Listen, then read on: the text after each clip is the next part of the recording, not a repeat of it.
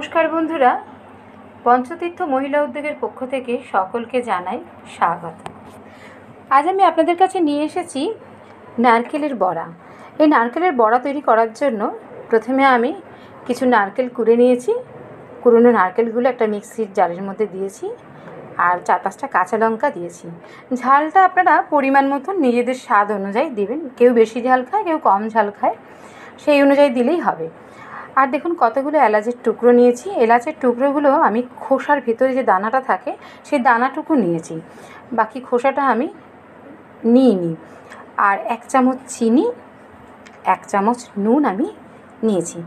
চিনিটাও আর নুনটা নিজের পরিমাণ মতন, আর চিনিটাও স্বাদ মতো। কেউ বেশি মিষ্টি পছন্দ করলে একটু বেশি নিতে পারে, নাহলে অল্প একটু চিনি নিলেই হবে। কারণ বড়াটা ভেজে যদি গরম ভাতের সাথে খাওয়া হয় খুব বেশি মিষ্টির প্রয়োজন হয় না। এবার এইগুলো আমরা মিক্সির বোলের মধ্যে নিয়ে আমি পেস্ট করে নিয়েছি। এই বড়াটা সত্যি খেতে খুব সুন্দর, মা কাকিমাদের কাছ থেকে শেখা। এটা অনেক দিন আমি করিনি, ভাবলাম একটু করে দেখি।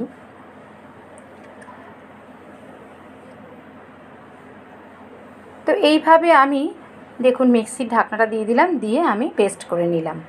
পেস্টটা হয়ে যাওয়ার পরই আমি একটা বাটিতে তুলে নিয়েছি। তাতে আমি দিয়েছি কি 2 চামচ চালের গুঁড়ো 2 চামচ, আর 1 চামচ ময়দা দিয়েছি। ময়দাটা বেশি দেব না, কারণ মচমচে হওয়ার জন্য আমি চালের গুঁড়োটা দিয়েছি। ময়দাটা দিলে বেশ ভাজাটা ঠিক হবে না, সেই কারণে আমি ময়দাটা 1 চামচই দিয়েছি। এবার মাখার পর যদি দেখি একটু পাতলা পাতলা থেকে গেছে, ঠিক মতন মাখাটা হচ্ছে না, তখন আমি এর জন্য যদি লাগে আমি আর একটু চালের গুঁড়ো এতে মেশাতে পারি। এই পরিমাণটা একদম ঠিকঠাক, খুব বেশি চালের গুঁড়ো দিলেও হবে না, খুব বেশি ময়দা দিলেও হবে না। তার কারণ হচ্ছে কি, তাহলে ভাজাটা বেশ ভালো হবে না, সেই কারণেই। এবার আমি দেখছি একটু নরম নরম হয়ে গেছে বলে দেখুন আর একটু চালের গুঁড়ো আমি দিয়ে দিয়েছি, দিয়ে আবার ভালো করে মেখে নিয়েছি। একটু মেখে নেবার পরে আমি ছোট ছোট গোল গোল করে একটা লেচির মতন ছোট ছোট আমি গোল গোল বানিয়ে নিয়েছি। বেশ কয়েকটা হয়, আর এটা খেতে সত্যি খুব ভালো লাগবে। এরকম প্রথমে গোল গোল করে নিয়ে তারপর আমি ওটাকে চেপটিয়ে নিয়েছি, চ্যাপটা করে বড়ার মতন করে আমি করে নিয়েছি। দেখুন বেশ অনেকগুলোই হয়েছে। এবার দেখুন চপ যেরকম গোল গোল করে ভাজে, ঠিক সেরকম গোল গোল করে আমি করে নিয়েছি।